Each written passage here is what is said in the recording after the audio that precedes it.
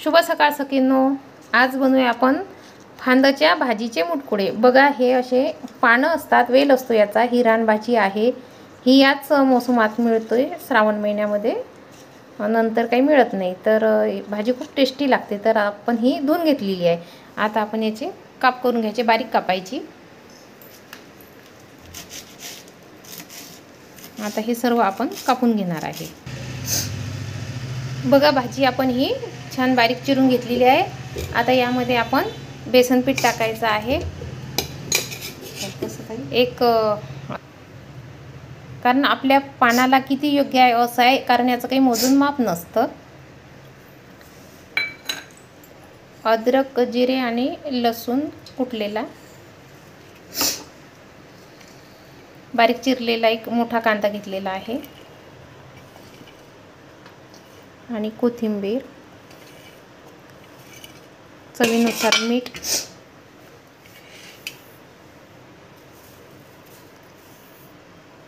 मिरची पावडर, तुम्हाला जशी तिखट फिक्की आवडेल त्याप्रमाणे, थोडीशी हळद। आता याचा आपण गोळा करूया मिक्स करून। हळूहळू आधी असं मिक्स करायचं आपण। सर्व मिक्स केल्यावर बघू की पाणी किती लागतं, तेव्हा थोडं थोडं घ्यायचं, फार नाही घ्यावं लागत, कारण कडक गोळा करावा लागतो हा।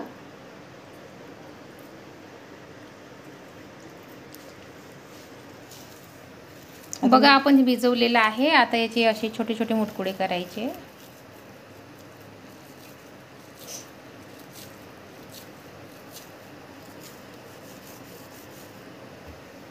आता हे आपण सर्व करून घेऊया।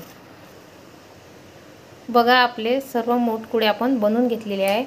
आता आपण एका पातेल्यामध्ये बघा पाणी ठेवलं आणि त्यामध्ये वरती चाळणी ठेवली। तर आपल्याला हे वाफवून घ्यायचे आहे।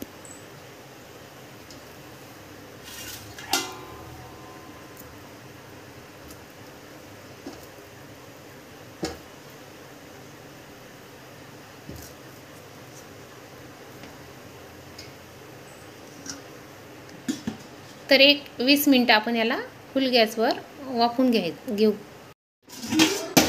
बघा आपले मुटकुळे वाफवून झालेले आहे, छान फुललेले आहे।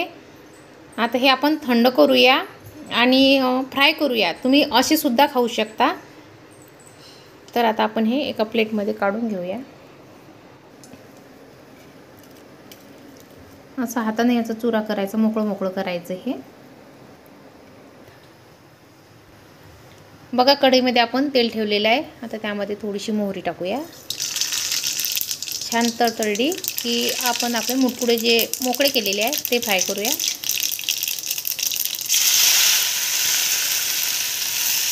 त्यामध्ये कोथिंबीर टाकूया।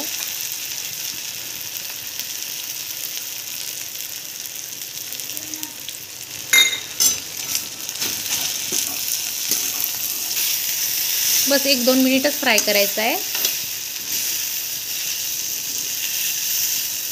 असं आपलं मुटकुळ्याचं मोकळं बेसन तयार आहे।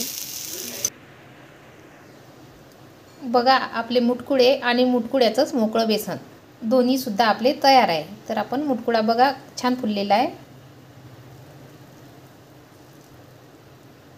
बघा आतमध्ये किती छान पोकळ झालेला आहे, एकच नंबर। तुम्ही पण बनवा। अशी रानभाजी खाणं खूपच चांगलं आहे, एकदा तरी खाल्ल्या गेलीच पाहिजे। तर तुम्ही बनवून खा आणि लाईक करा, शेअर करा आणि सबस्क्राईब करायला विसरू नका।